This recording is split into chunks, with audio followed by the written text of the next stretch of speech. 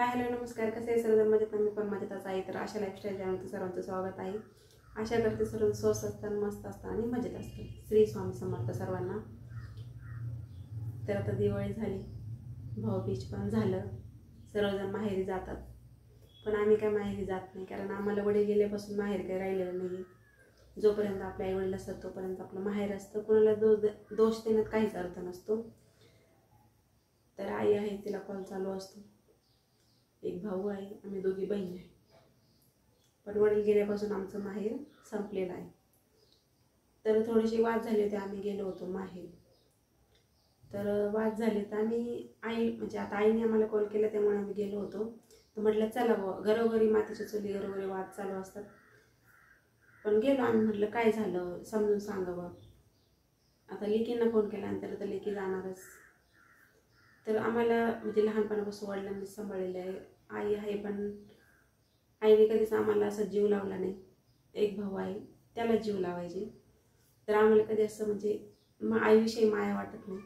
आईनुसार जन्म दिला, पण आम्हाला कधी म्हणजे माहेरचं प्रेम माहिती नाही. वडील होते तोपर्यंत आम्हाला वडील म्हणजे सारखे रोज कॉल करायचे, विचारायचे. पण ते गेल्यापासून आमचं माहेर पूर्णपणे संपलेलं आहे.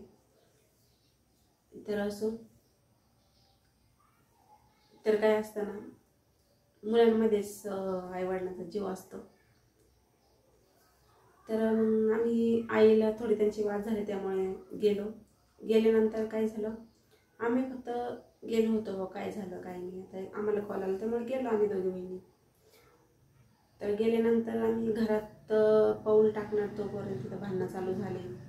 भांडणं एवढे वाढले की अक्षरशः मी मोठी आहे, तर माझ्या पाठची अजून एक बहीण आहे, तो भाऊ आमच्यापेक्षा 10 वर्षांनी लहान आहे.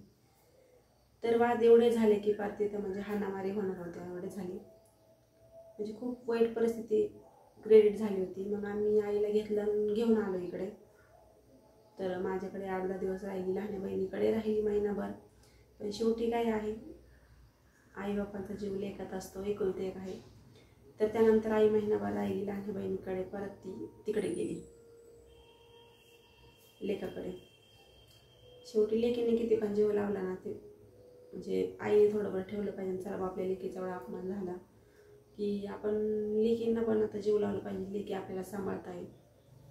पण असं ज्याला कोणाकोणाला नाही म्हणजे नाही का जाणीव राहत, किंवा कोणाकोणाला आपण म्हणजे जाणीव ठेवली पाहिजे. कारण की आपलं हे वय असतं की त्या वयात आपल्याला सगळ्यांना धरून राहावं लागतं, नाही तर आपल्याला कोणी विचारणार नाही. हा पण विचार केला पाहिजे नव्हता आईनं, पण असं केलं नाही. तिने महिनाभर राहिल्यानंतर लेकाकडे परत निघून गेली.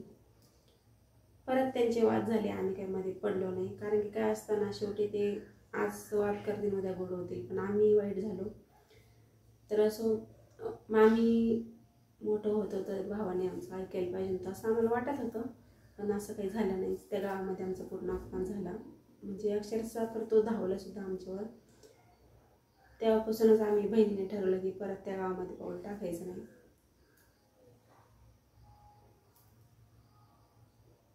तर आई आहे, तिला म्हणजे मी कॉल करत असतो. शेवटी काय आपल्याला जन्म दिलेला आहे, त्यामुळे कधी कधी कॉल करत असतो. ती आता दुसरीकडं गेलेली आहे, दुसरी आमची मामाची मुलगी वगैरे आहे त्यांच्याकडे गेलेली आहे. त्यांचे अजून परत वाद झाले, पण आम्ही काही मध्ये पडलो नाही आता.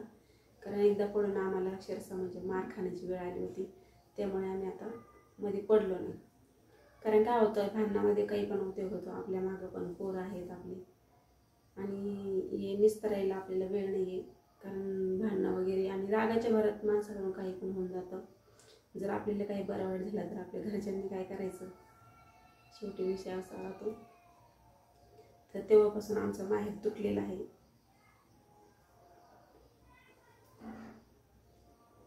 तर वाईट वाटतं, कारण की वाईट असं वाटतं की खूप सगळेजण म्हणजे भावाकडे जातात ओळायला वगैरे, आई वडील. पण आम्ही जोपर्यंत आपले वडील आहे तोपर्यंत आपलंच माहेर होतं. आता काय आपलं माहेर वगैरे काही नाही.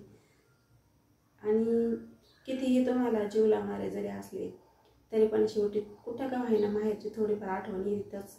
तुम्ही तुमच्या घरी सोन्याचा घास का, पण माहेरचं शेवटी एक रात्र जर राहिलं तरी माणसाला आनंद वेगळाच असतो. पण असं प्रत्येकाच्या नशिबात असं नसतं.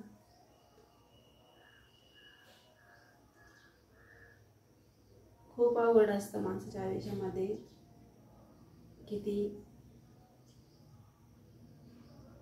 आणि आता सुद्धा परत वाद झाले होते त्यांच्यावाले. आई आता गावाकडं गेलेली आहे मामाच्या मुलीकडं, पण आम्ही काही मध्ये पडलोच नाही. कारण की कसं काय मध्ये पडणार आहे, कारण फर्स्ट टाइम जेव्हा मध्ये पडलो आम्ही तिच्यासाठी एवढं भांडलो नाही का. तर शेवटी तिने काय केलं, तिला लेकाचीच कड आली, लेकाकडेच गेली शेवटी. मग आम्ही सारखी त्यांच्यामध्ये नाही पडू शकत, कारण याने अजून माणसाचा द्वेष वाढतो आणि अजून भांडणं वाढतं. त्यामुळे आता मध्यस्थी करायचं आम्ही सोडून दिलेलं आहे. जोपर्यंत तिचे हातपाय चालू आहे तोपर्यंत तिथे ते करील, आणि जेव्हा तिला काम नाही झालं तेव्हा आम्ही तिला इकडे घेऊन येऊ आणि तिला सांभाळू. कारण ते आम्हाला सांभाळावं लागणार आहे, 100% आम्हाला दोघी बहिणींना सांभाळावं लागणार आहे. कारण की काही झालं तरी आपल्याला शेवटी जन्म दिलेला आहे. त्या आईने आम्हाला अक्षरशः म्हणजे आयुष्यामध्ये कधी जीव आम्हाला कधी वाटतच नाही का आम्हाला कधी जीव लावला. कधी म्हणजे आम्हाला कधी आम्ही लहानचे मोठे झालो, कधी आम्हाला शाळेला डब्बा माहीत नाही, किंवा आम्ही कधी माहेरी गेलो तर आम्हाला कधी माहेरचं म्हणजे म्हटलं नाही, कधी तुम्हाला हे आवडतं का ते आवडतं का कधी करून घातला नाही. आम्हीच जायचो, आम्हीच स्वयंपाक करायचो, आम्हीच खायचो. प्रत्येकाच्या नशिबात माहेरचं प्रेम नसतं. आपल्या घरी किती चांगलं असलं, किती जीव लावणारे असले, पण शेवटी काय असतं, प्रत्येक मुलीला थोडंफार माहेरचं ओढ असतीच. पण मग आम्हाला असं काही वाटत नाही. जोपर्यंत वडील होते तोपर्यंत आम्हाला वाटायचं माहेरी जावं, एक वेगळाच आनंद वाटायचा. पण वडील जोपासून एक्सपायर झाले तेव्हापासून माहेर आम्ही पूर्णपणे विसरून गेलेलो आहे. पण आता मी मोठी आहे, लहान बहिणीला बोललं होतं, तिला बोलले होते की ये बोलला दिवाळीसाठी ये, पण तिचं पण सध्या काम चालू आहे शेतामधलं, त्यामुळे आता ती येईल का नाही माहिती नाही. आता श्रद्धा पण येणार आहे उद्या. आता काय आपल्या मुलांकडे बघून आयुष्य म्हणजे आणि आम्हाला जे प्रेम भेटलं नाही आम्ही ते मुलांना देण्याचा प्रयत्न करतो. कारण की आता श्रद्धा येणार आहे. तर काय असतं ना, प्रत्येक मुलीला आम्हाला तर कधी माहेरचं प्रेम भेटलं नाही, त्यामुळे आम्हाला वाटतं आमच्या मुलांना कुठं प्रेम कमी भेटू नये, म्हणजे कधी प्रेम कमी पडू नये आमच्याकडून, कधी त्यांना कुठली उणी भासू नये, त्याचा आम्ही प्रयत्न करत असतो. आता आज ती येणार आहे, ती लहान बहिणीकडे राहणार, त्यानंतर इकडे येणार आहे. तर तसं मी व्हिडिओ बनवूनच. चला तर मग भेटूया नेक्स्ट व्हिडिओमध्ये. Thanks for watching. धन्यवाद. Bye bye.